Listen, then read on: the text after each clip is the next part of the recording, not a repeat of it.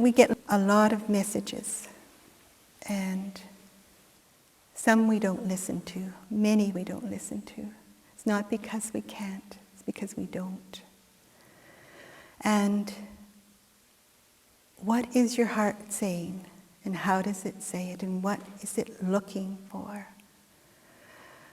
One point in your life, what was the promise? Or what promise has emerged, that you know comes from that place in your heart, a promise you came into this life with. So always we're birthing or initiating at each point, going back to the promises, going back to our heart. And chanting is one way to open the heart, to clear the heart,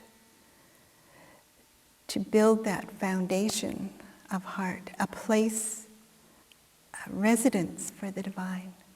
So taking that in, taking like those words of power into your being, and what is the Kundalini system saying? What is this system that is the DNA of you, the spiritual DNA? What is it saying to you? What is the path? What happens when you get to the heart? And so to make your practice really personal, to use the powers that we have to bring that fire into the heart and not let it smolder in emotions or smoke your whole atmosphere. Bring it to that place of fire, of passion, and then what happens? And if you've ever made a change or seen that glimpse of something else, so the glimpse is there. How do we get to it? And so you might start your mantra practice, which would turn into a routine.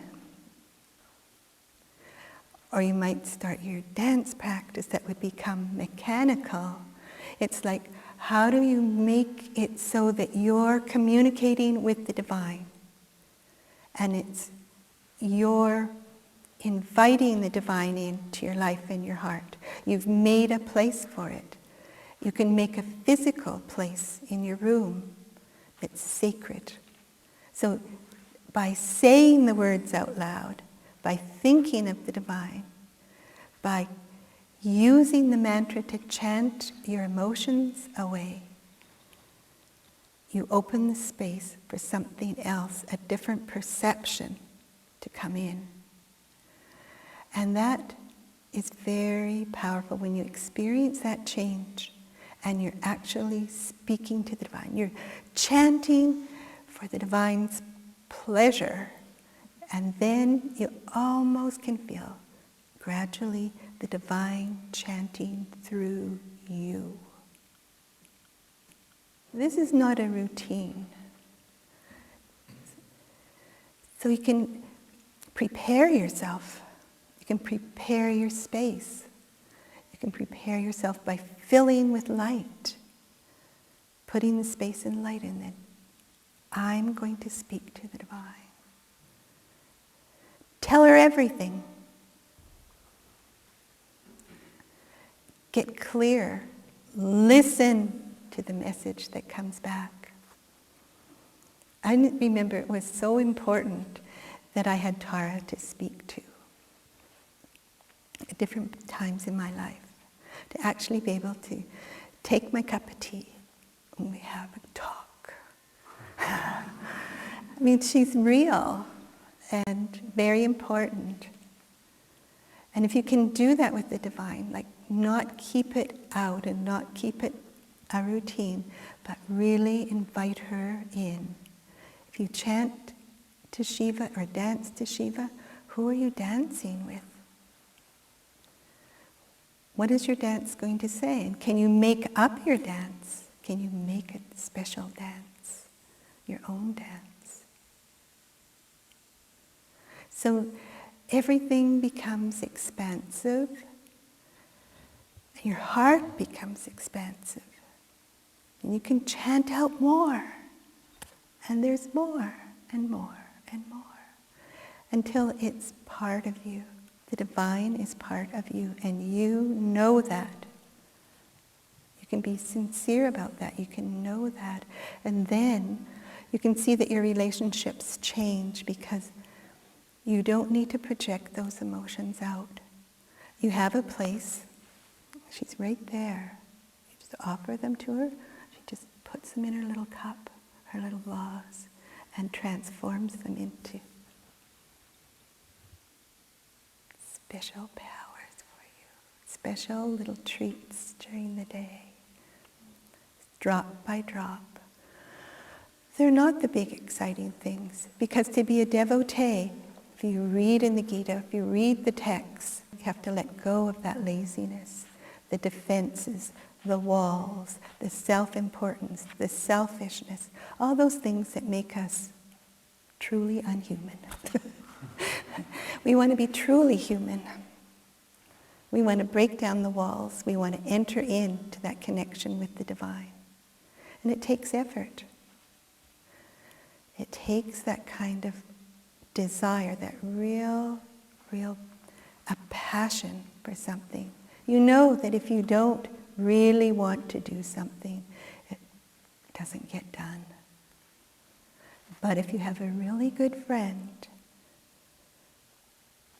you'll make the time to spend time with that person. There's no way you'll wait. You'll get all your things done.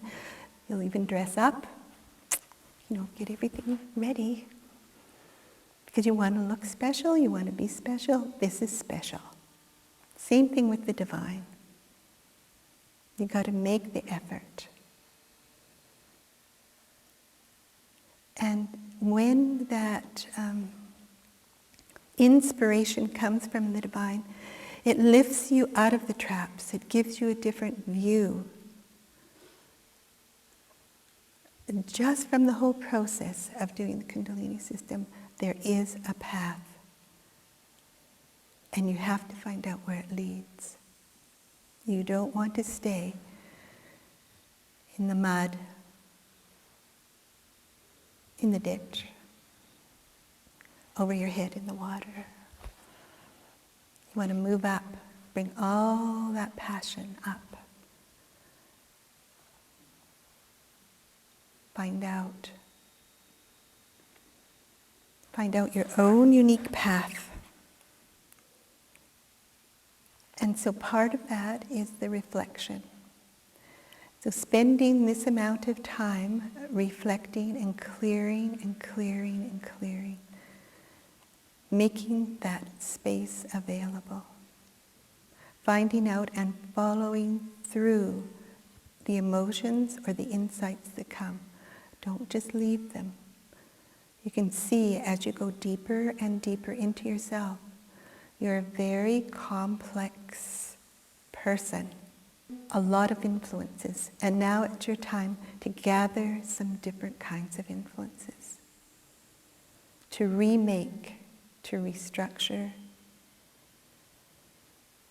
to make yourself into the person that you want to be. Truly human with the connection to the divine. We just always have to keep that balance. We become strong in the world and in our heart. Om Namah Shivaya. Om Tara.